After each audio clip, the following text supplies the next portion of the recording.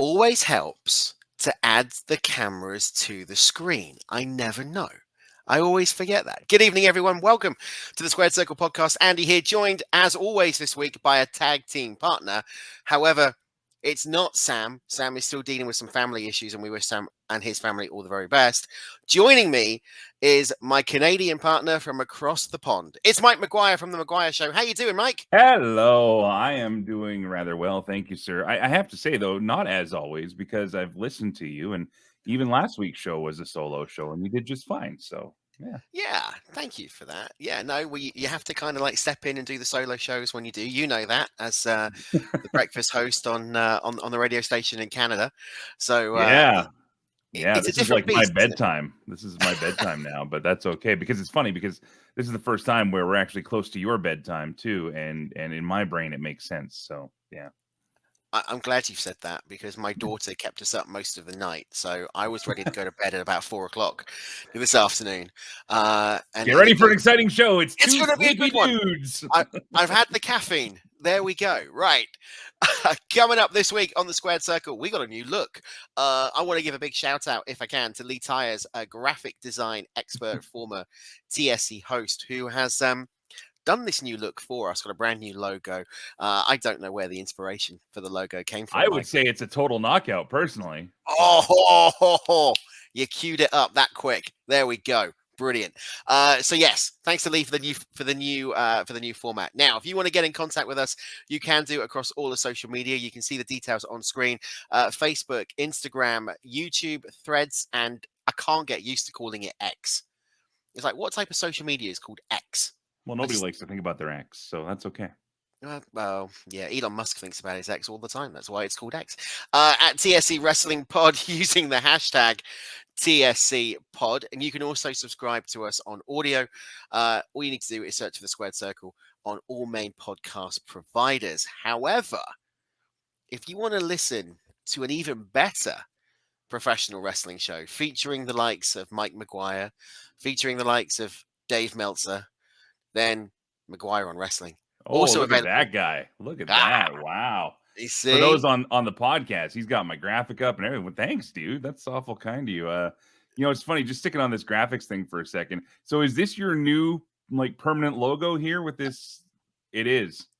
I'm so glad, because we just sold our first Squared Circle podcast t-shirt with the old one. Did yesterday. You? Yeah. Well, we'll still be keeping it for a while. Because literally, and shout out, so we kind of have this little handshake agreement here where I've got a small merch store for McGuire on Wrestling, and it's for the Greek guys who do the alternate commentary table on our feed, who are hilarious and ridiculous. But yeah, so we created up this merch store. I said, hey, Andy, I got the opportunity to ship all over the UK, out of the UK through this, because it's basically a drop ship site, and so it handles globally. I don't have to touch a thing, which is awesome. The products are fantastic. The delivery is quick. And yeah, I said, like, let's make some stuff for your show too. And I literally just saw the notification for the first Squared Circle podcast shirt with the old logo now go out. So, and I know who bought it too. So Brian, get ready, buddy. You're buying more clothes, I guess. Hey, it's history. You've got a piece of history. You've got like the only Squared Circle shirt. No, whoops.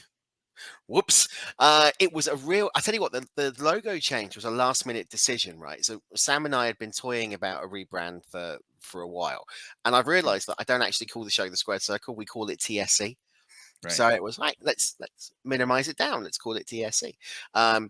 Whether or not this will last, I don't know. I have a certain feeling I might get a cease and desist. So if I do, I'll be back to the original logo very quick. But if you get a cease and desist, I will be impressed. I will be greatly impressed. Hey, do you know what? I doing something last week on the show, and we did the video package of Mike Tenay and Don West from TNA being announced going to the Impact Hall of Fame. Now, this is a bit of backstage things. Now, I spoke to Impact, who gave me permission to play the video of the actual induction on the thing. So do all that. You upload it to YouTube. I got a content strike for doing it. Oh, there's a trick to that. I'll tell you about off the air. So, okay, thank you. Yeah. So, yes, the content strike has now been removed. I did appeal it, and it has now been removed. But, good. Yeah, it was like, great. So I get one of those, I'm going to get a cease and desist. Well, it's all bots anyways. We're not even real. Let's face it. You and I are both completely AI generated. Yes. I like to think that AI could do better than me personally. I look in the mirror and be like, "That's AI, yeah." Mm-hmm. I hosted a big corporate kickoff event last week, and it was in front of like 400-500 people. Ooh. And someone actually said to me, "You realize that you've definitely got a natural flair to present." And I went, "Oh yeah, great, thanks, appreciate that." And they went, "Yes, but you've got a face for radio." See, now that joke in particular, speaking as a guy that's been a radio guy for 20 years, that's like the lowest hanging fruit. And if you think it's like if anybody says that though and thinking it's an insult to yourself. You're really, that's the best you got. That's the best you got. Really, the same old, tell me anything else. Be like, oh, I didn't expect it to be that. Even that's a slight variation of that. It's like when people say to me, it's like, oh, I can finally put a face to the voice. I say, yeah, I'm sorry, it's this one. But you know what I mean? Even that's a slight play, but to literally just go into the cheap discount bin of insults. It's different when you say it yourself, though, right? I mean, I just turned around and went, yep, and I'm hosting a show with a world-renowned DJ next week, plus I'm on YouTube. So, yeah, definitely got a face for radio. So it was nice to turn it round. Huh? Who you got next week? Greg James from BBC Radio cool. 1. No, I'm joking. I haven't got anybody. I've got yourself, Mike. Oh, there we go. World-renowned global DJ. Right, me. We've done all the niceties. I fixed my headphone wire. Yeah, there we go. What we got coming up this week on the show? Well, it is a bit of a big one. We've got all of the latest news of the week. We've got a bit of wrestling history. And we've got the talking point this week, which is the TKO group and now the future of professional wrestling. So it's going to be interesting, Mike, to get your take on this, because obviously only 24 hours ago, as taping this, McGuire on Wrestling dropped, and you would have discussed this with Dave Meltzer on the show as well. So it'll be interesting to get your take on it. But let's do it, shall we? Let's go to the news. All right, so we're going to kick off some news with a Chicago native who is apparently making a comeback. I don't know if you've heard of this guy, Mike. His name is CM Punk. He was a professional wrestler for All Elite, formerly of the WWE. Competed at Wembley a few weeks ago, and then, he's disappeared. He's got released. But apparently, he's making a comeback, or so he thinks, in 2 months' time. What's your take on this? Because he was at the commentary booth at CFCC, dropping the hints, which is kind of making it sound like Survivor Series.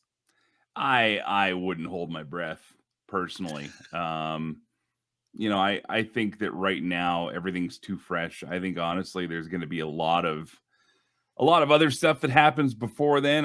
I'm surprised there hasn't been a statement yet. But then again, I'm not, because there's a lot of legalities around this. AEW is on a smear campaign, clearly, as far as, everybody's kind of all over the same comments here with the "afraid for my life" comment from Tony Khan. It's too dirty. It's too muddy right now. And if he were to show up in WWE right now, honestly, he wouldn't have that much of a case if he wanted to go after them, because, like, well, look, you didn't have a problem. You found another job right away. You got re-signed to the other place. So I wouldn't hold my breath. I think, if anything, he's probably just kind of toying with everybody right now.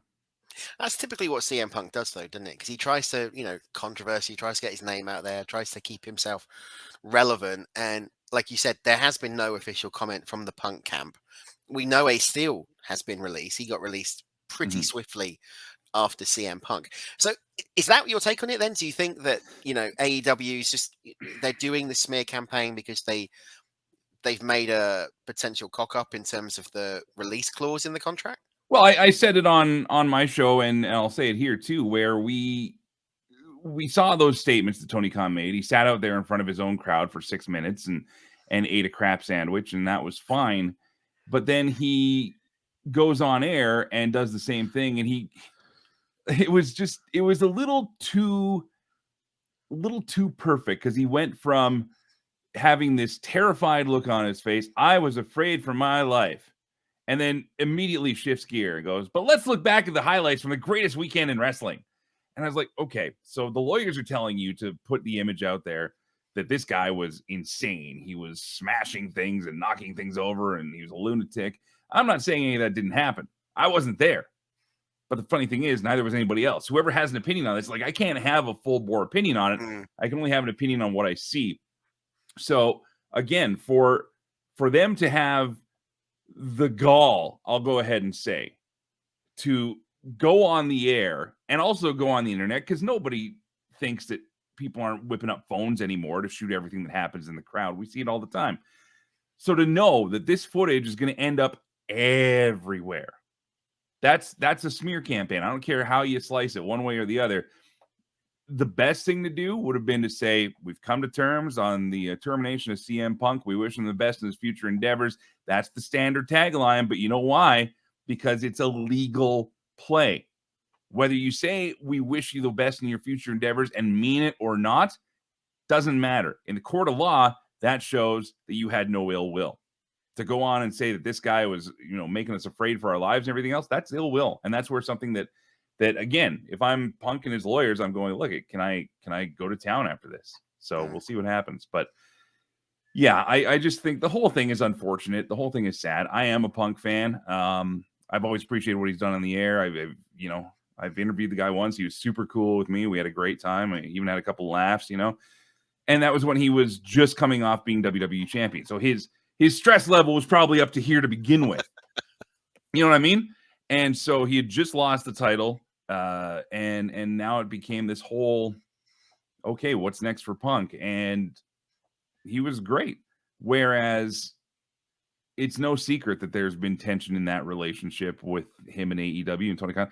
And I'll be honest, man, I still side with the belief that maybe he was looking for a way out, either directly or indirectly, because he's too smart to let stuff get to him as much as he did. So I think there's something else there. There's been a report coming out, because obviously Jade Cargill, we're going to talk about Jade in just a moment. She's now pretty much WWE bound, so we'll touch on that in just a second. But I saw a statement or a comment made on social media by someone who works within the wrestling industry, who turned around and said, AEW is a cancerous locker room. We're not involved. We're not backstage. We're not. Who said that? Do you remember who it was? Not off the top of my head, but I can find out and I'll let you know. Fine. Yeah. But it's intriguing, if that's starting to come out now. You've seen Cody Rhodes leave and went to WWE due to a personal matter that they won't discuss between him and Tony Khan. Punk's gone. Jack Perry hasn't been seen or heard from since All In at Wembley. And obviously you got the Elite. So is there, do you think, a viperous atmosphere in the locker room, and what do you think they need to do now to kind of turn the tails and move on? When stuff like this first started happening, and I'm going to go back to Britt Baker and Thunder Rosa, for example, which was very public. At first, I was willing to believe, and I bought into, this could even be a worked shoot. This could be something where they're trying to do the new kayfabe, as Sam Roberts likes to call it on his show. I believe in the same thing, where if we're working the real world into what we want them to think, we're still working. It's still putting up a story. When it comes down to how things have gone since AEW launched, from it being an overwhelmingly positive, hey, we're all on the good time bus, let's have a great time doing wrestling, to what it's degenerated to. And I say that again with no ill will. AEW has been great to work with, and I hope I get to work with them still. And I look forward to it, because I know I will. But the bottom line is that the stories that are making it out are not good. And the old phrase of working yourself into a shoot, even if it was, let's go with my harebrained theory that these were all worked shoot comments between Britt Baker and Thunder Rosa back in the day, which both say they weren't. And I believe it. Now, you have to have some reins on your talent. Look, I've worked at radio stations where people can't stand each other. They just can't stand. And I've been one of those people too. I've been in a feud with a coworker which is funny because we chat every once in a while now like nothing happened. I ended up hiring the guy to give you an idea what happened down the line. But you never heard it on the air, and you never would, because it's called professionalism. And if I say something to tarnish the brand, whether it's myself or someone else, it's still going to come back at me. You know what I mean? If I rag on Tony Khan, why am I there then? If I'm in AEW, you know what I mean? If I'm ragging against my fellow wrestler, why am I there then? So we've seen this in the past. We've seen a lot of ego where there should be confidence, and that's a big difference too.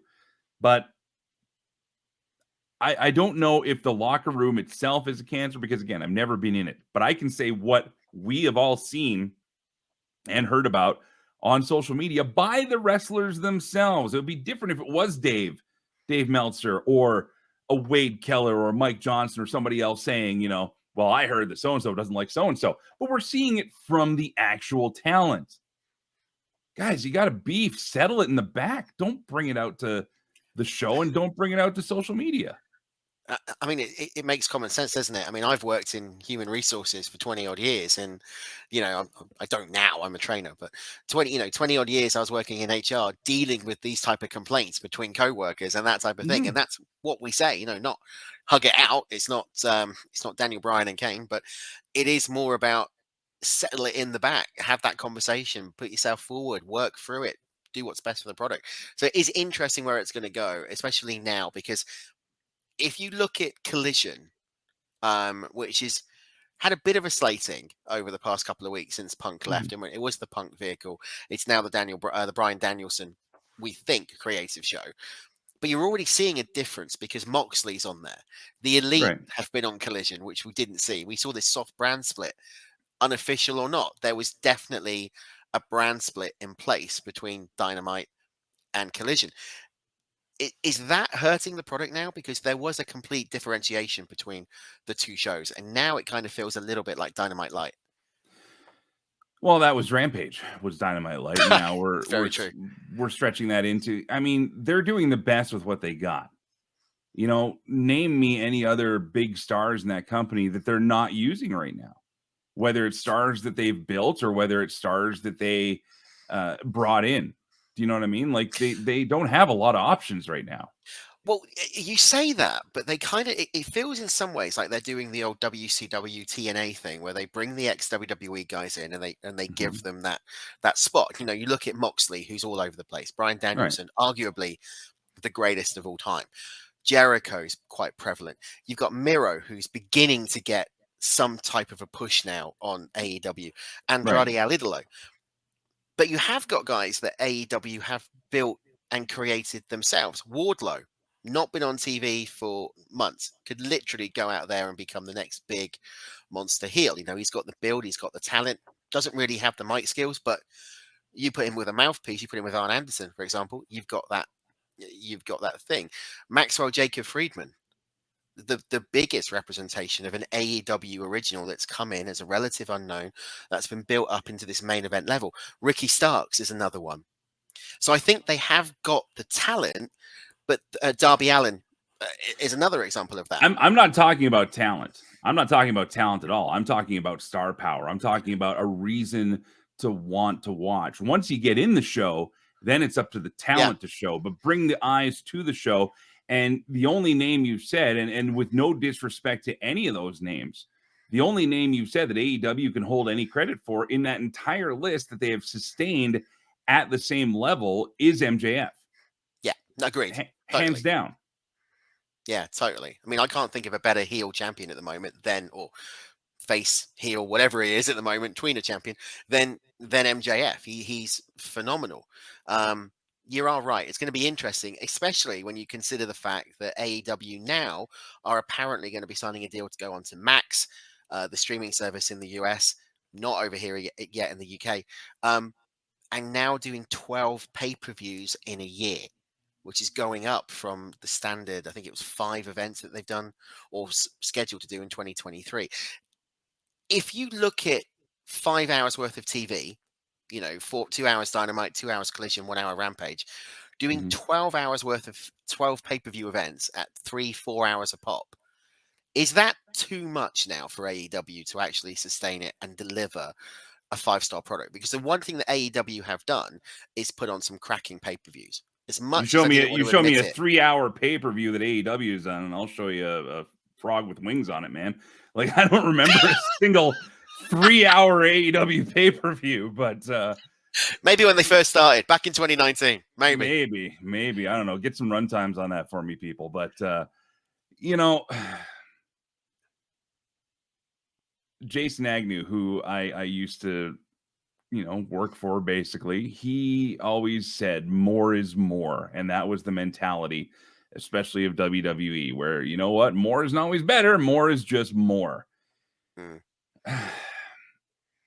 The problem with AEW is they don't have a singular direction for what they're doing, because they're always going at this frenetic pace.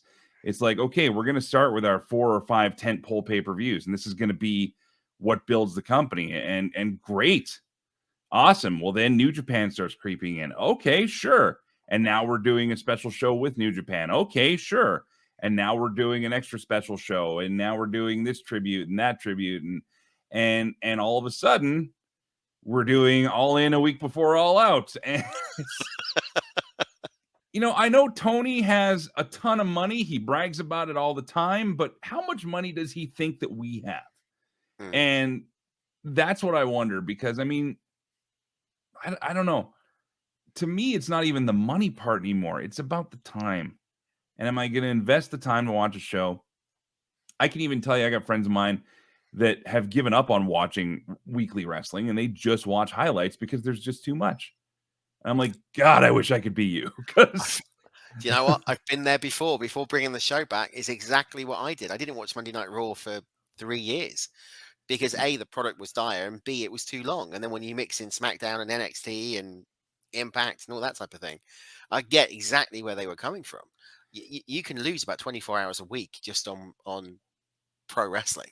So now, to tie this into your original topic about the pay-per-views, I mean, okay, so WWE is doing 12. AEW is doing 12. There's a minimum of 12 to 14 hours a week of upper echelon wrestling we can watch just coming out of North America, let alone Japan, let alone around the world. I mean, like, dude, I wanted to do this, and if I could make this like a career, I would do it. You know what I mean? Like, all I would do is sit here and talk about wrestling every day. I would love to have a daily wrestling show. That would be the dream. Yep. But I would also like to see the sun.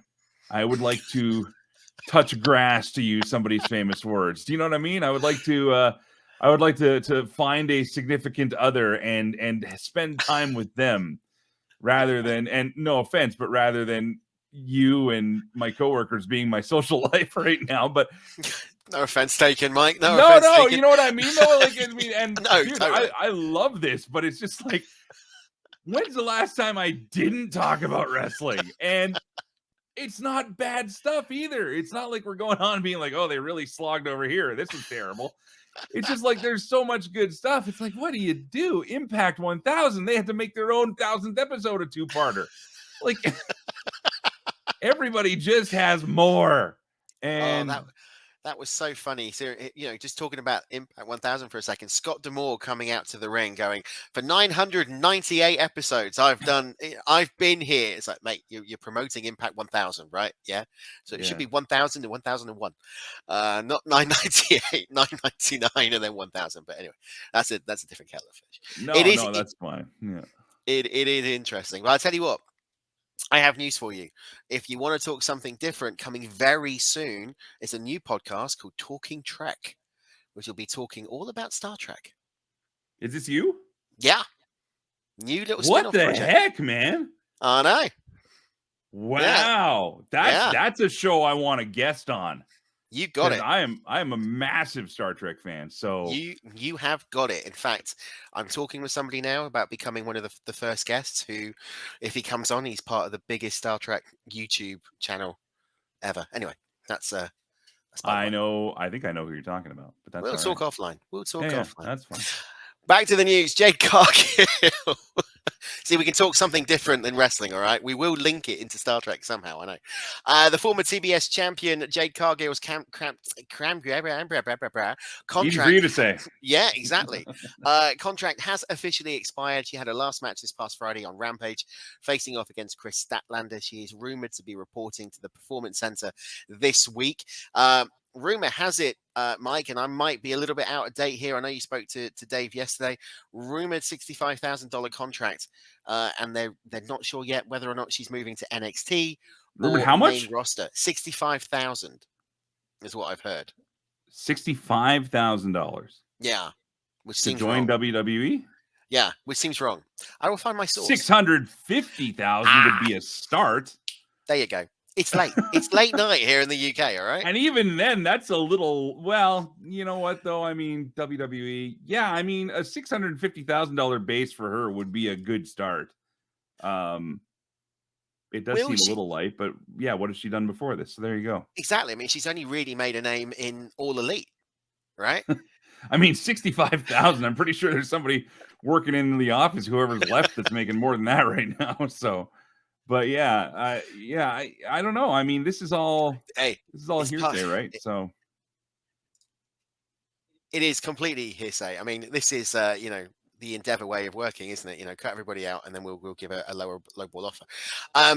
What do you think they do with Jade Cargill? Do you put her on NXT? Do you put her on the main roster straight away? Where would you go with her? I was discussing this with my buddy Joe Aguinaldo the other day, and I said, to me, it makes sense if they're going to put her on the main roster to have her be a heater for somebody, have her be either she's running a faction or she's like the big heavy for someone else. Even on the women's side right now, WWE is running top heavy with talent, which is a good problem to have, but where do you put her where you can make an impact with her? And I don't think that immediately rushing her onto TV, like, she doesn't need to be on TV next week. That's the thing. They got time to work with her. They got time to have her in Florida. And there were some people saying, that she actually did look a lot better. She looked, a lot crisper and easier to get through her moves and everything in that match with Chris Statlander. And I agree, it was a pretty good match, especially considering her experience. And Statlander did a lot of work in that match too. Again, where does she need to be? I could see her being a big time foe for Rhea Ripley, size wise and strength wise and just star power wise, because she does have a presence. Dan Lavransky and I used to argue about this all the time, where he couldn't stand her, and I get it. Was she the best worker? Was she the best promo? No, we were getting a work in progress. And Dan said, fine, keep it off TV. So I think if WWE did that now and they kept the work in progress off of TV, and then she shows up on the main roster, maybe even, after Christmas, after the Rumble, maybe she's at the Royal Rumble. There's an idea, that could be a place for her to go. And then you work her into a program for WrestleMania, Would you want her to stay off TV if there's this hype? I mean, the hype is only amongst wrestling fans and dirt sheet readers, etc. That's exactly it. That's exactly it. We're watching either way. It doesn't matter. Yeah. If the she normal shows, fan. Well, I mean, okay. Which is more impressive? Oh, there's Jade Cargill, or oh, The Rock was just on. What's catching more people's attention this week? Yeah, it might be that. It might be that. That's what I mean. If we look at it from our wrestling brains, of course she needs to be on right away, and we got to have her in a feud, and she'll take the NXT belt off of Becky, and blah blah blah. And sure, maybe that is what they do. But if I'm WWE, I'm making sure she's 100% ready to go. We've already got Nia Jax to worry about, and I'm not saying that to be funny. I'm legit worried. But yeah, there's no rush in my mind, and I think in their mind there's no rush either. So we'll see. Do you know what? I think putting her into NXT is not a bad move. She's getting that national TV coverage still, part of the USA Network, and obviously TNT Sports over here and in Canada and Rogers. But she's also learning that WWE system, which we all know from what we've heard is totally different to Impact or AEW or Ring of Honor or anywhere like that. It is the WWE machine, isn't it? It's the WWE creative package, how they work, how they camera, where the hard camera is. So I could see her in a program with someone like Tiffany Stratton. It would be a chalk and cheese program, but it would work, I think. Or even the David and Goliath match with Roxanne Perez. I think that could work as well. On the main roster, though, I think you're getting limited, and I'll tell you the reason why. If you look at Raw, you've got the big girls, Rhea Ripley, Raquel Rodriguez on Monday Night Raw. So she needs to go there, really. If you put her on SmackDown, you've only legitimately got Charlotte Flair and Asuka. That would Right. prove to be a prevalent threat to her. Bianca Belair is taking time out. We don't know when she's coming back. And even if she does, there's a heel turn in the cards for her. So I think keeping her on NXT for the next few months, like you kind of alluded to, is not a bad idea. However, the Rumble is an even better creative decision. Keep Yeah, her out I'm not until even March 30th. saying put her on NXT TV though. I'm saying literally keep her off TV. Keep her off Period. TV. Have Yeah. her in the PC. Have her working matches there. Just have her getting 100% solidified in her role, because that's the thing. She was learning on the fly. She was a draw. She was an attraction, sometimes for the wrong reasons. Because yeah, she had a look. Well, now let's take the look. She is a natural athlete. And I don't care what anybody says, she has improved since day one in every facet, from her persona to her promo to her in-ring. She gets better and better every time, but the problem is we had to watch it all happen in real time.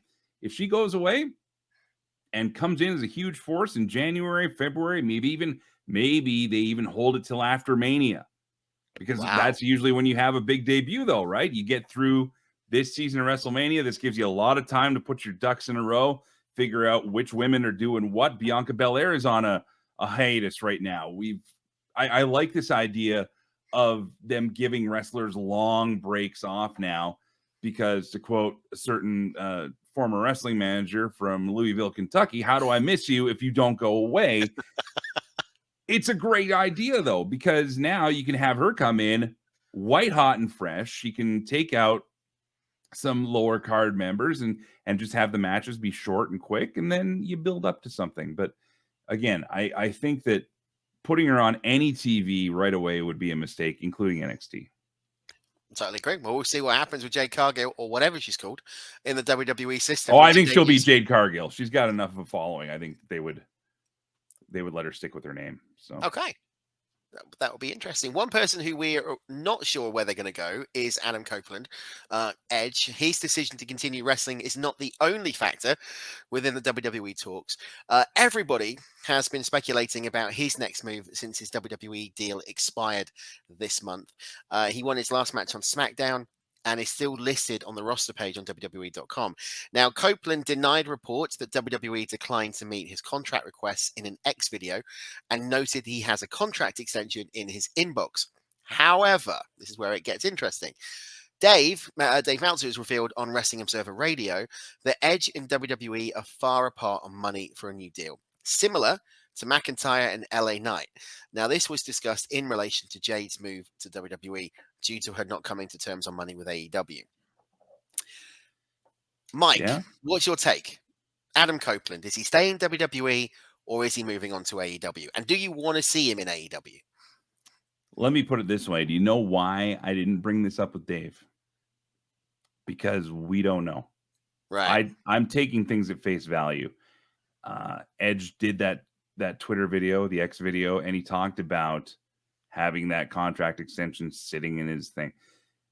He's got money. He's got everything he's ever wanted. I mean, his relationship with WWE is probably one of the strongest in that company's history. There's never been I don't like them, they're not giving me what I want. There's never been a sniff of that from Edge. And to be honest, there's never been a sniff of that from anybody else, at least not publicly. So what Dave may or may not know, I'm going to give credence to his benefit on that. And I'm going to say, look, I don't want what you may or may not know. If you can give me something solid, then I'll take that. But I'm taking Edge, Adam Copeland, at his word that it's not about money. It's not about anything. Because if he said, look, I got everything I wanted in this contract, he's not getting any younger, and stuff hurts. You know what it's like, dude. Tell me. If I tried to do anything I did 20 years ago, forget it. Tell me. If I tried to do anything I did 20 years ago, forget it. I doubt I could do it 20 years ago, let alone do it now. That's So, what I mean, though. So look at all the stuff he's been doing. We know that wrestlers have a certain pride about being able to perform at a certain level, especially when you've done everything that an Edge has done. I'm still taking the guy at face value. He's got no reason to tell us otherwise. He didn't have to make that Twitter video if he didn't want to. He had no reason not to do it. As much as going to AEW and teaming up one more time with Christian seems like a cool thing to do, would it really be, though? Would it really, really be a thing? well, I was about to say, is it a thing for wrestling fans? Is that all it is? You know, it's like you and I sat here chewing the breeze in the bar, turning around going, oh, do you know what would be great to see Edge and Christian team up against the Hardys one more time? Maybe they could bring Bully Ray and I don't want to Devon see out of that match. retirement. No, I don't want to see it either. But maybe they could bring Bully Ray and Devon and do TLC AEW style. What you've got to Yeah. remember with Adam Copeland is, and this is my view, he got his career taken away from him when he had the neck injury. Mhm. And now he's come back. And if he's finished this on his terms, as in terms the contracts come up, you know, this is it. I want to move on. I'll stay doing a legacy role for you. I'll be back and appear on the odd SmackDown without being advertised for it and potentially lose a massive audience bump. Rock. Whenever you need it, fair play to him. Because That's just it. he doesn't owe us anything, does he? He doesn't owe wrestling or wrestling fans anything anymore. And that's exactly it. The one thing that I would have liked to have seen, and I understand why it didn't work at all, was him to get one more title reign. But I always want that for when a big name comes back, because I think it's one nice little kick in the can sort of thing, you know, like. But overall, I mean, I don't always trust it's far apart on money. Yes, WWE can come up to you with a dump truck full of money and say, here's what we want you to do. It's called Saudi Arabia shows. But it's true, though. I mean, let's face it. You're right. You're right. No, you are right. So now it becomes a question of, okay, well, if it's not the money and it's not anything wrong with the contract, what is it? And it goes back to dude's a dad. He wants to be a dad. He likes staying at home with his kids. He loves doing the wrestling, absolutely. But the amount of time and sacrifice that goes into being match ready all the time, that's got to weigh hard on your family life. It's got to. Absolutely. So I don't put it all on money. I don't think there is a price at this point, because guy's going to make money either way. So I think it's the same case in point for Bryan Danielson. Of course, you know, he's come out and said about, when my daughter turns 7, I'm going to wind it down. I don't think he'll ever wind it down, but he'll reduce his role, and fair play to him. John Moxley's just done an interview where he said that doctors have told him that he's got the body of a 70-year-old with arthritis. You know, and he's got a young daughter with Renee Paquette, you know, and I'm a dad myself. I've got a 5-year-old who runs me ragged. And I'm not a trained professional wrestler, apart from having a broken collarbone. I couldn't imagine not being able to spend time with my daughter because of what I've given to the business. So for me, it's fair play. It's like, you don't owe us, like I said earlier on, and what you said, nobody, whether or not you lace the boots up and you get in that square circle, owe the fans anything. But I've got cats, okay? I've got cats who are enough of an obligation. And that requires nothing, because they're basically, you know, they take care of themselves. But that's what I mean. As we get older, as you know, sons of the hourglass, or whatever you want to call it, our priorities shift. Yeah. And Edge has gotten to extend his career by a couple years and had some incredible moments. Again, leaving on another high note. And this time he's doing it on his terms. So what is there left for him to prove? What is there left for him to do? Absolutely. Couldn't agree more. All right, that's this week in wrestling. No, it's not this week in wrestling history. This is new to the week. We're running a little bit over time, so we're going to move right on to my favorite segment. All right. And this is wrestling history. I love going back in time, right? I love looking back at the events that have taken place within yesteryear. And we're going to kick it off with this one, which you can see on screen. Jake the Snake Roberts, the model Rick Martel, and Brother Love, Bruce Pritchard, took place on September the 18th, 1990. It was a taping of Wrestling Challenge where the model sprayed Jake with arrogance in his eyes. And it was the setup for that feud that culminated at WrestleMania 7 the following year in the blindfold match. I mean, it was just absolutely tremendous, this whole feud. Yeah, sorry. I think my net's blinking out here a bit, but That's okay. yeah. I mean, I remember that blindfold match. I remember all of WrestleMania 7, but it was just yeah, I remember thinking that no good, dirty Rick Martel. How can he blind Jake the Snake? A good, wholesome, upstanding man like Jake the Snake. And boy, how things have changed. But It was just the old era, though, of long-term booking, wasn't it? I mean, this was September of 1990, and they went through to March of 1991 at WrestleMania 7, if you want to quote Regis Philbin in that interview backstage. I love WrestleMania 7. It's one of my favorite WrestleManias. I don't know why, because it was absolutely atrocious, but I love it. But it was the promos they did with the blind eye and the blind leading the blind and all that type of thing. The master of that promo, Jake the Snake Roberts, who you literally could give him any material back in that day.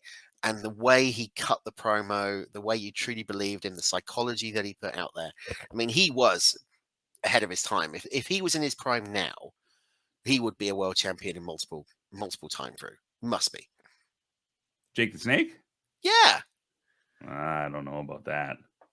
Why not? Well, look at what we have for world champions now. Yes, is he a great talker? All the time. Absolutely. Could he give you a great psychological match? Sure. Does he need a belt? No. Would it be believable for him to be a world champion? I'm talking prime Jake the Snake. No offense to the guy, but I don't know. I'd see him being maybe an intercontinental level, a secondary title, if they even needed to put a belt on him. A bit like a Roddy Piper. Yeah, kind of. With a totally different type of charisma.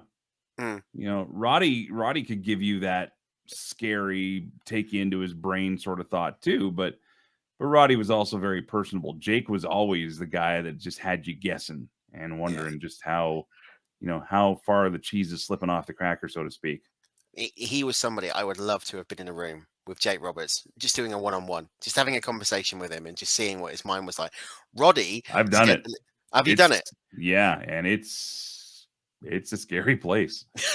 Okay. I had Jake in studio, and we started the conversation promoting an appearance he was going to be making at a local show, and the conversation went there, and I didn't take it there. You know what I mean? It just kind of happened, and then you continue the discussion, but there was a lot going on in that guy. So I mean, I'm happy to see he's okay, he's healthy now, but yeah, man, that's the type of trauma and the stuff that he went through afterwards that he lives with for the rest of his life. So yeah, it was always fascinating watching Beyond the Mat, the 1999 movie with Barry Bloomstein, and seeing like Jake at that point with the camera where they was filming it, whether or not you agreed with the fact it was released or not, or that footage was shown.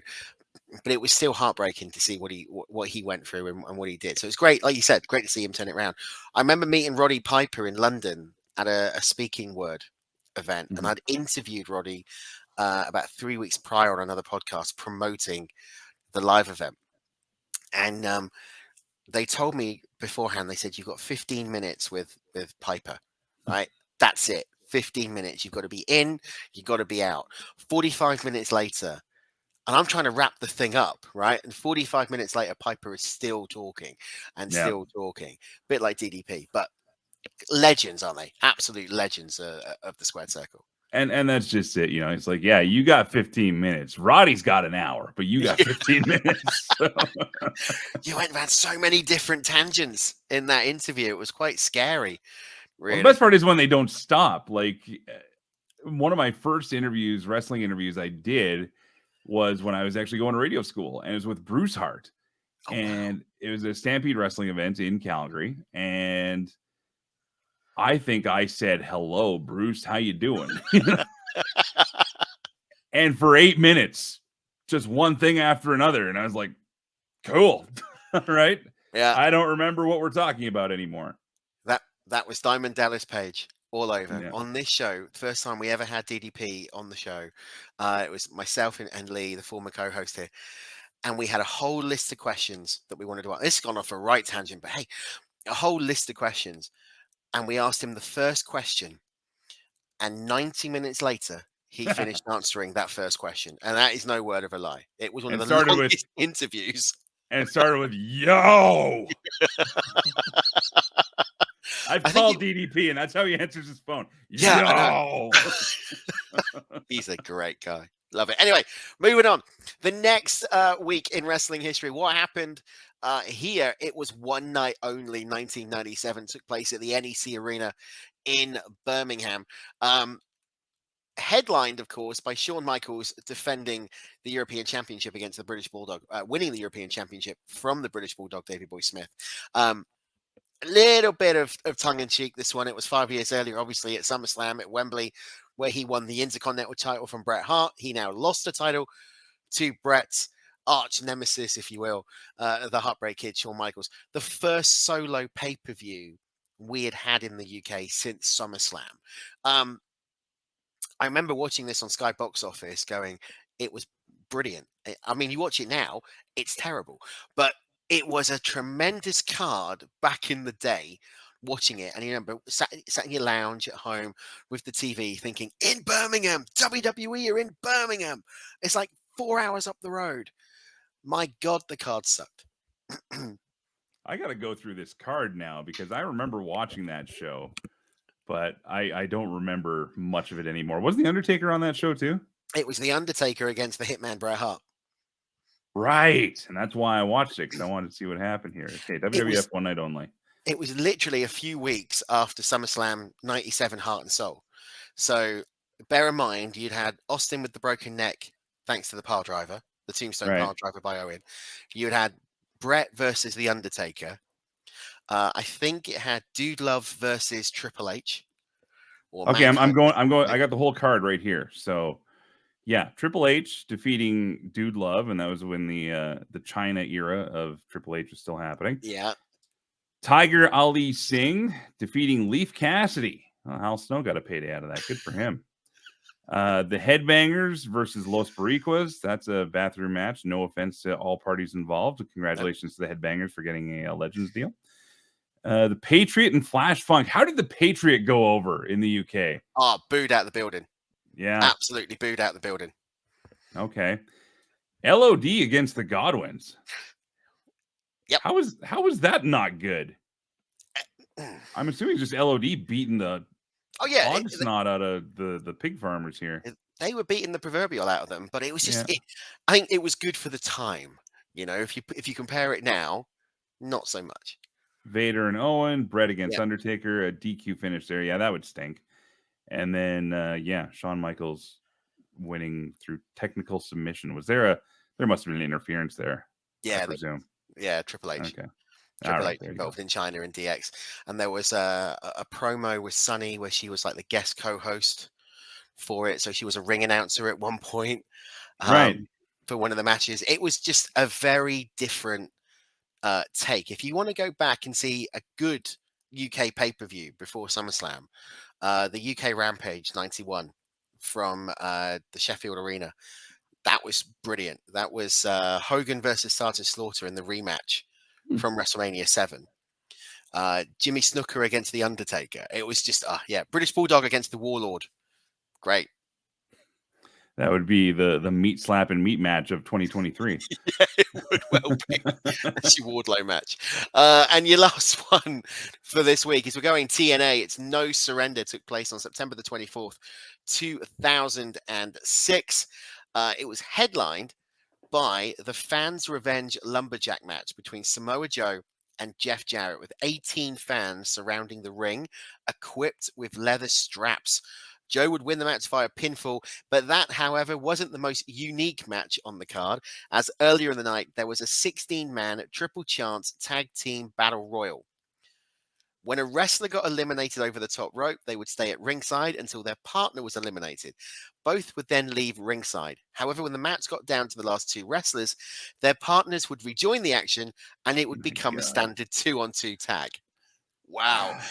It was the Naturals, Andy Douglas and Chase Stevens won the match, become the number one, or even for the tag titles, become the number one contenders for the tag team belts. That was a contendership match. That was a contenders Jeepers match. Christ. Okay. Go on. Jeez. There was also an Ultimate X match. I mean, that's like the that reverse battle royal with the cage. What was it? The Oh, King of the yeah, Was that the yeah, King yeah. of the Mountain match? Oh, I TNA don't was known remember. for doing some crazy matches, weren't This they? was the you confuse them, you lose them phase of TNA. So. Yeah, absolutely. Well, there you go. That is this week in wrestling history. A couple of classics, and maybe not, but I love wrestling history. It's tremendous. I don't Why feel remember that the way? fans' revenge match either, where they had the lumberjacks out there with fans having the straps. That's not needed. That's No, just asking for trouble. yeah, I couldn't remember it either, and I did some research trying to find this, and I'm sat there thinking, I actually want to see the match. I know it's going to be bad, but I want to see it. Don't know why. Who knows? May have been a 5-star classic. It might have I don't think it would be, but it might. Frogs with wings. Frogs with wings. All right, let's have a look. Coming up next, it's Talking Point. This time, we're going to be talking all about TKO. Now, Mike, this past week, WWE and UFC officially merged to form the TKO Group Holdings, run by Endeavour. Endeavour have got a 51% stake in UFC and a 49% stake in WWE. There's already been a number of releases taking place at WWE headquarters. They were told employees to stay at home on Friday last week.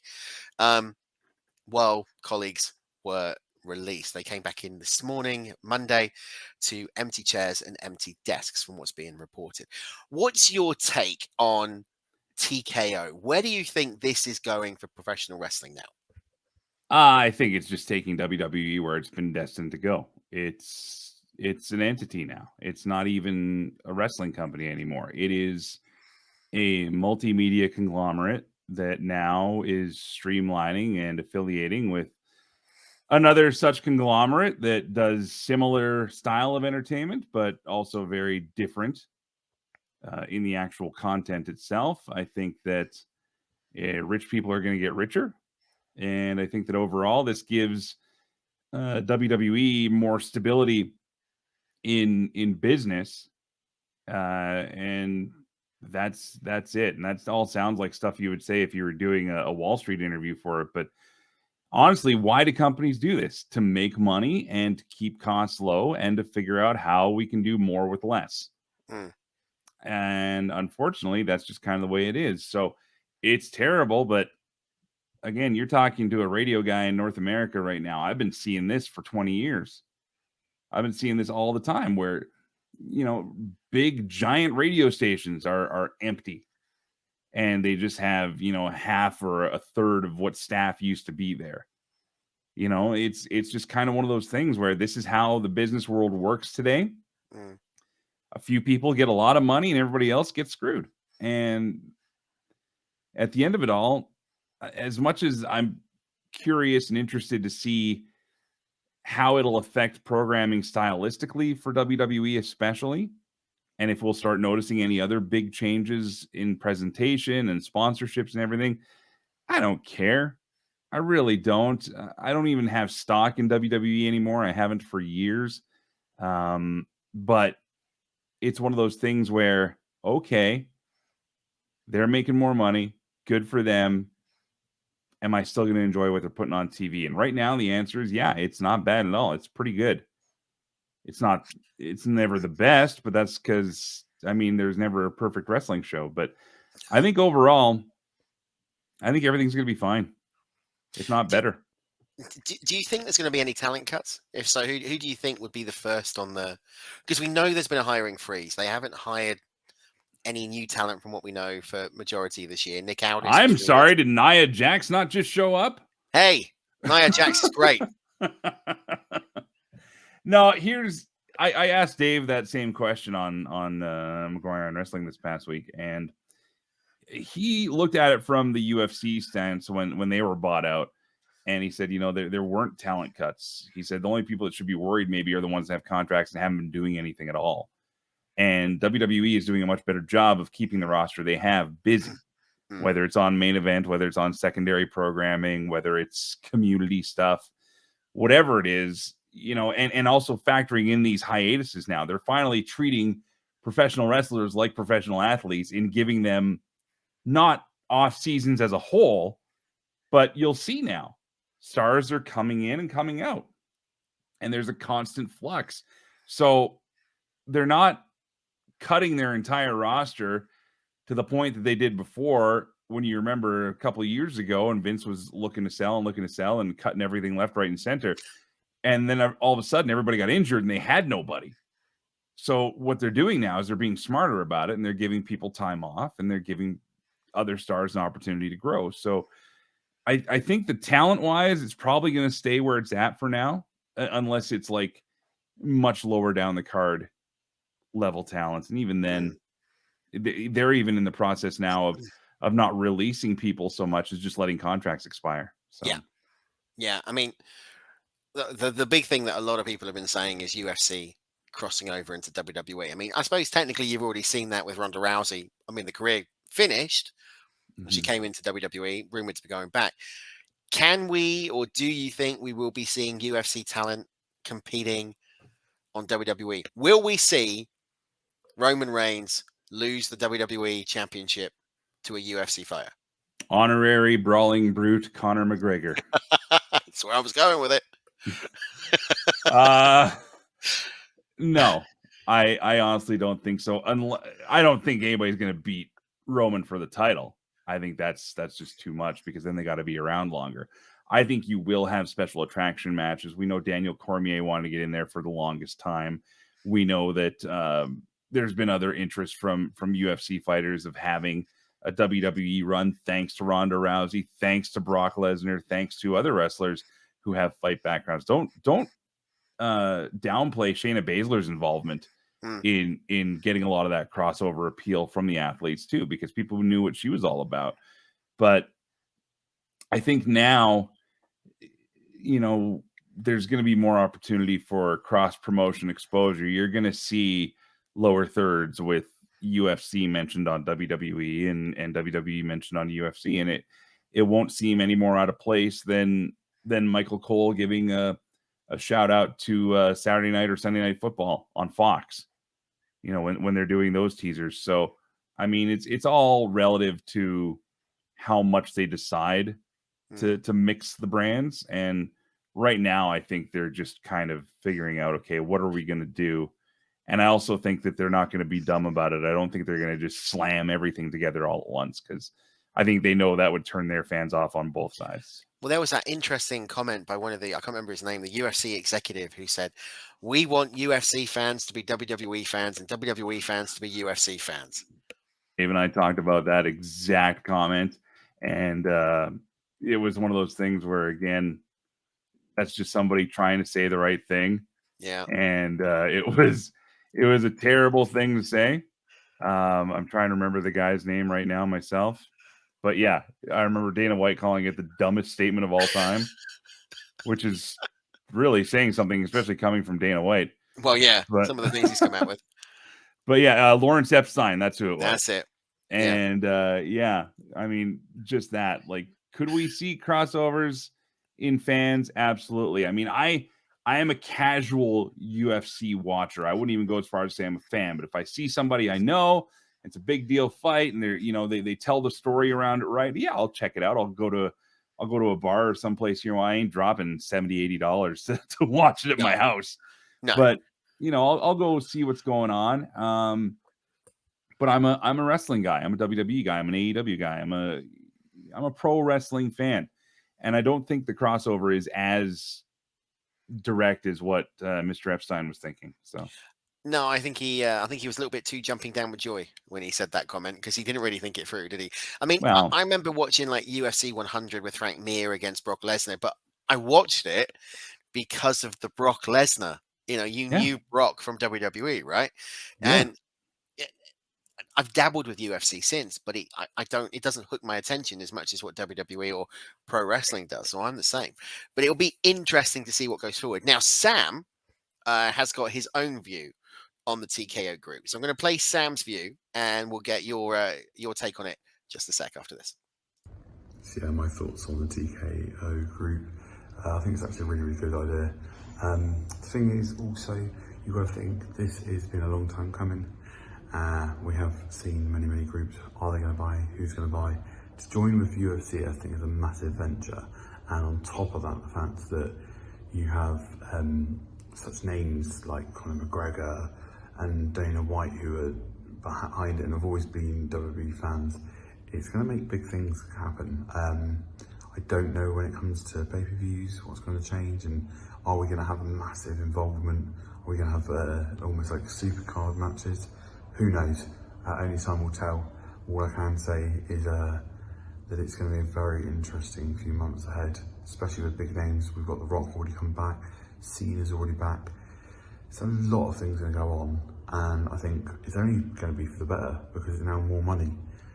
All I do hope is that we don't lose the authenticity, should I say, that's a big word for me to say, of the wrestling, and we don't automatically just get loads and loads of lion den matches, even though I do love a good lion den match or a fight pit match. Let's not have them every single second.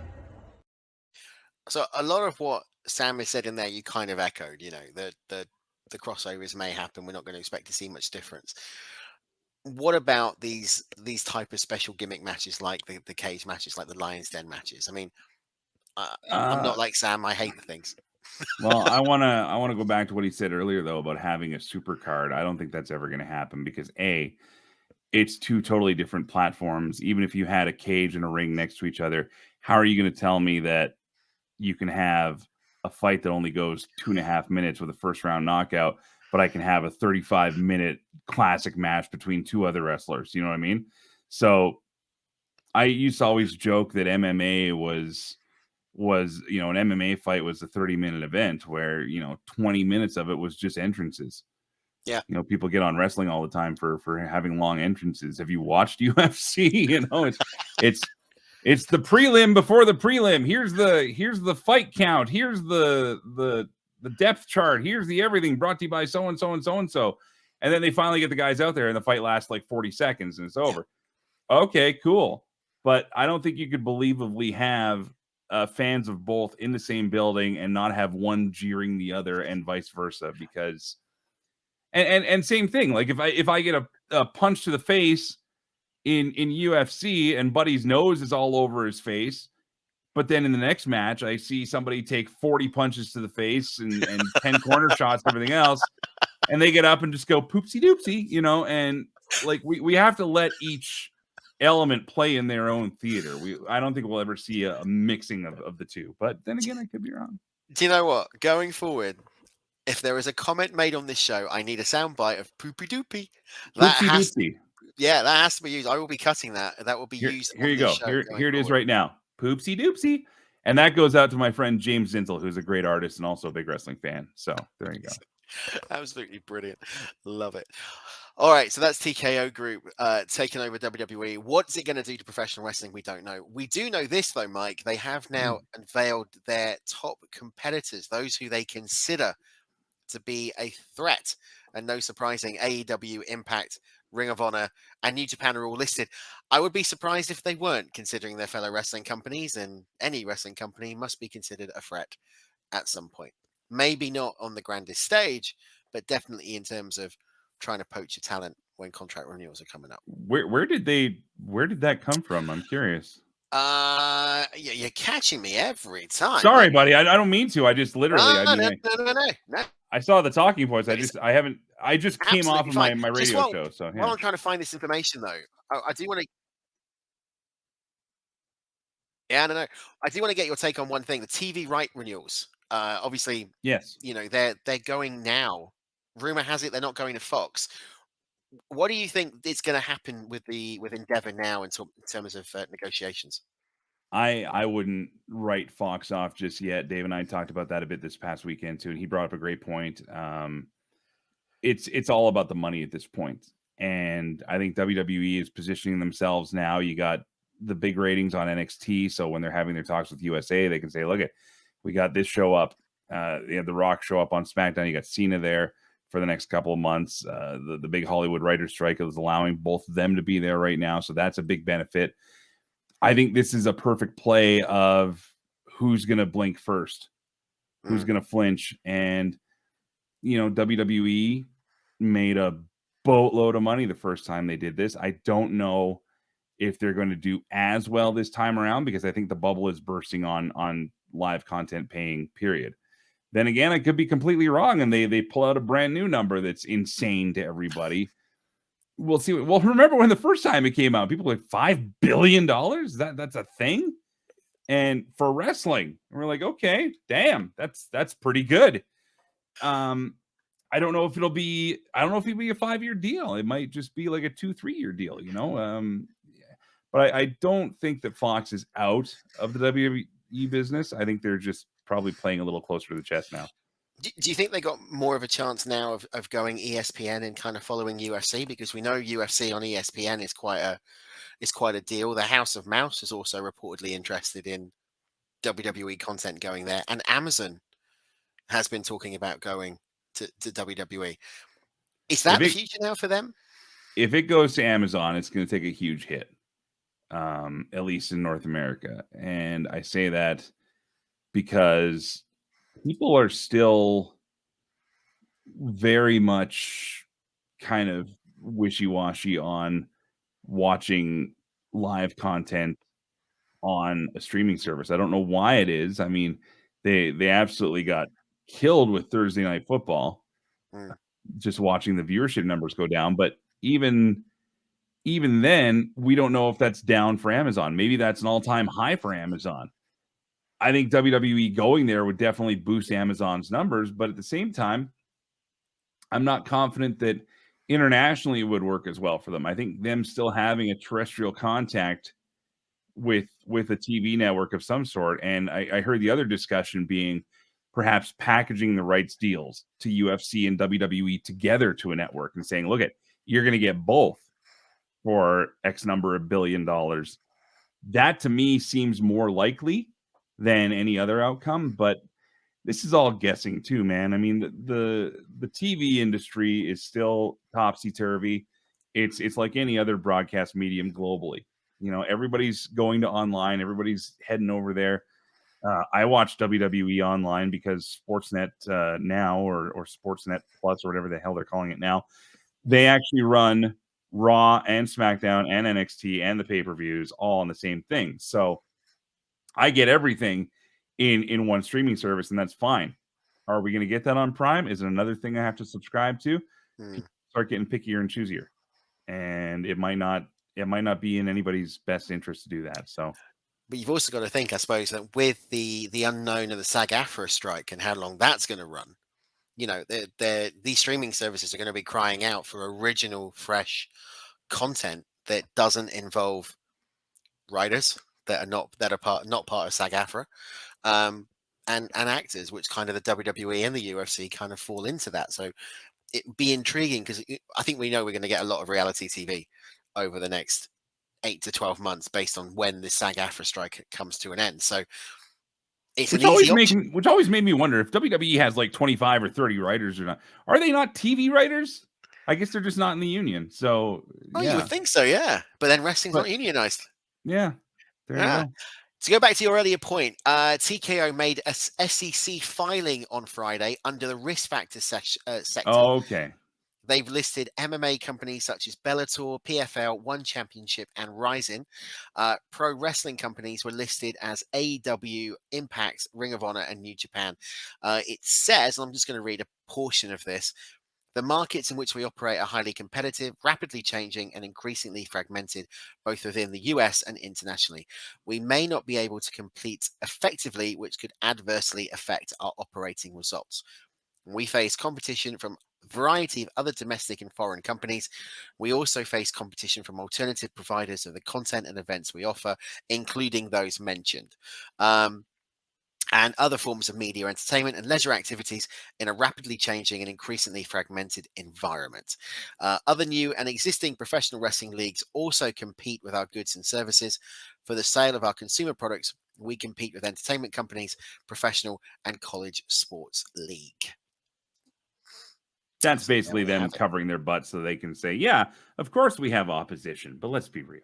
Let's be real. No here. one is majorly opposition to WWE and USA, are they? Well, you know, there is that Saudi fighting league now that's going to be coming out, and that's where a lot of people were getting a little up on this whole TKO thing. I think that's where investor confidence got shook a little bit, because Mm. when this was all supposed to happen, WWE stock was supposed to go like way up. And it's kind of riding exactly where it was. The TKO stock price is almost exactly where WWE was when they closed it. So, you know, there's always something around the corner. We never saw AEW being a thing 5 years ago, and here it is. And they started to take a little chunk out of WWE's pie, but WWE did what they do, and they regrouped, recovered, and now they're back to being king of the mountain, so to speak. But it'll be interesting to see, because, you know, for them to identify, yeah, we do have competition. I mean, that's something they have to do in an SEC filing. That they have to say. They can't just say, well, you know, there's no risk of us ever losing fans to anything. But realistically, come on. I mean, do you think if you go back to 95 through to 99, you know, the Monday Night Wars, WCW, which was the biggest threat to the WWF Yeah. at that point. In fact, it's been well documented that, you know, they were on the breadline. WWF were losing money. They were suffering. They were struggling. WCW potentially could have done it. They could have overtaken them, as in destroyed them. They did for 83 weeks.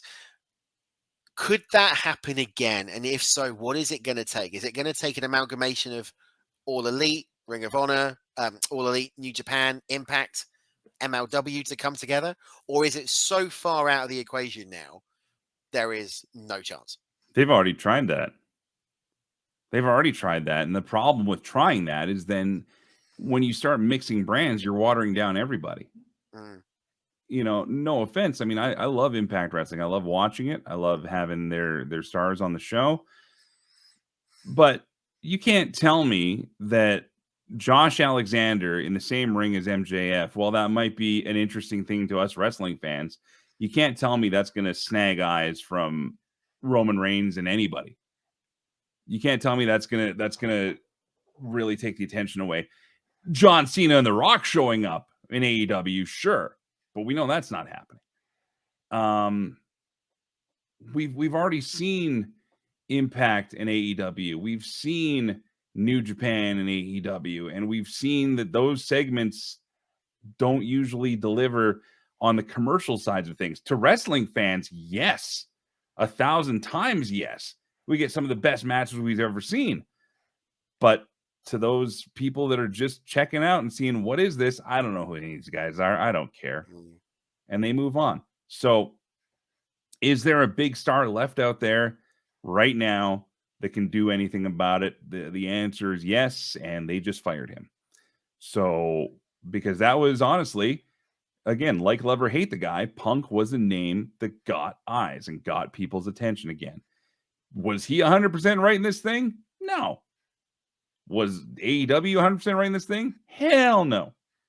But I just don't see any superpower, you know, Justice League of Wrestling getting together and taking down WWE at this point. Something very, very bad would have to happen. Look, Vince McMahon left in disgrace for months, and the ratings went up. You know, viewership went up. There's something to say about that, isn't there? Really? Well, that's just it. We want what we want, and I always love these wrestling fans that like to expect the highest moral ground from a wrestling company. A company has gone out to say, we're going to simulate violence to incite emotion from you and charge you money to watch it. This is like going to a magic show and being upset when the bunny disappears. Oh, it's very true. It's very true. You've got an image in my head now, Mike. You're talking about a wrestling super league, and I'm sorry for anybody. I'm trying to work out which one Triple H would be, because he would have to be involved. Would he be Batman, Superman, or Aquaman? You've then got Tony Khan. Where would he fit in? The only one that I can really kind of Tony picture Khan is the guy wheeling coffee into the meeting room. Hey guys, what's going on? I've conceded that I'm never going to get Tony Khan on McGuire on wrestling. So you know what? Prove me wrong, Tony. Prove me wrong. I've given up on that as well. I mean, he would be the Agent Coulson. The only one that I can really kind of go with is, I know it's not Justice League would be Stephanie McMahon as Wonder Woman. I mean, that's the only one you can really kind of go with. That's Justice League. I know it is. Okay, sorry. Yeah. I thought you were, No, I thought I went Avengers, but I'm a Marvel. Anyway. Oh yeah. Oh, I see what you're saying. Yeah, you're a Marvel guy. Right then, last bit of the night, Mike. It's been a great show. Thank you for coming up. We're gonna have a look at a new little bit called Wrestling Moment of the Week. And it's what moment in wrestling has grabbed your attention this week and why. It could be anything. It could be a live event. It could be a TV show. It could be someone that you've interviewed on the show. It could be one of the shows on the podcast network. What has been your big wrestling moment of the week? You're asking me now? I'm asking you now. Yeah. Oh God. I'm trying to...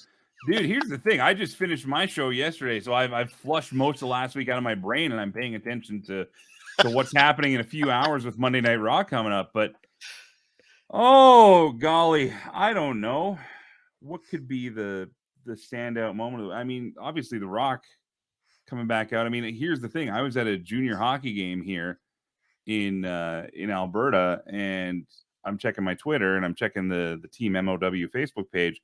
And somebody posted, finally, The Rock has come back to SmackDown. And I thought Joe was just being funny. Like, I thought he was just making a ha-ha. And then I go to Twitter, and I'm like, oh, crap, there's The Rock. So I immediately came home to watch that. So I think that was probably I don't know how that couldn't be the grab-all moment for the week. Honestly, when you look at everything else. I mean, we started the week with, oh, Nia Jax is back. And then MJF does a copy of Steiner's math promo, and everybody got all excited about that. And I was like, okay, that's funny. But that's not haha funny, like oh my God, I have to see it. The Rock coming back is pretty hard to top, I think. But did they kind of ruin that though? I mean, like, no advertisement to say The Rock's coming back. If they had advertised The Rock was coming back to SmackDown, that viewership of SmackDown would have gone through the roof, wouldn't it? If they're looking at ratings and stuff. But I agree with you. Rock coming back, I think dropping the people's elbow on Grayson Waller, that was that kid's getting all the rub. I think it's brilliant. But Becky Lynch won the friggin' title and all this other stuff going on. Like, what? You've just taken mine. Oh, yeah, well, no, I'm just saying there's so many things, but go ahead. There is so many. Yeah, mine is actually, I've got two, and it's all women related. The first one, obviously, is Becky Lynch becoming the Grand Slam champion on NXT. I thought it was a great match between her and Tiffany Stratton. I've been really impressed with Tiffany over the past few months since Great American Bash and the feud with Roxanne Perez and Thea Hale. It's been a really good progression of the character. You knew it was going to happen, though. You knew Becky was going to win the NXT Women's Championship. I think that was a given. The other thing is I want to go back to Impact 1000, which is just aired. And you might be seeing, if you're watching on YouTube, all the way through the show, Impact UK Tour taking place October 26th through 29th. Here in the UK, Glasgow, Newcastle, and Coventry, 26, 27, 28, 29th. All the rosters now been announced, including Gail Kim, Frankie Kazarian, Moose, Josh Alexander, the Virtuoso Deonna Purrazzo, Alex Shelley, and Will Ospreay and Grado, to name a few, and we'll be there on October 29th. Cheap plug. You're going to be at that show? I'm going to be at that show, October the 29th, yeah. Oh, I can't wait to see Moose's reaction when he finds out how much you badmouth him. Yeah, he's got to find me first, mate. I'll send him your picture. Cheers, Mike. I'll even see if I can get Ross to send over your ticket info and everything. We'll get all this stuff figured out. We're going media, so that'll be an interesting kettle of fish. Well, that'd be even easier to find you then. Yeah, I might be sick that day. I might not be good. Velvet Sky, Angelina Love coming out, the beautiful people, just the whole thing, the entrance. It was a throwback to when TNA knockouts were really took center stage. I thought it was brilliant. So that was my wrestling moment of the week, and always good to see Velvet on screen. Yeah, no, I agree. That's just it. It's like there's so much that's so good, and I think last time I was on with you on your show, I mentioned it then. We really don't have anything to complain about. Nah. We really don't. As wrestling fans, I don't care what you like. There's something for everybody.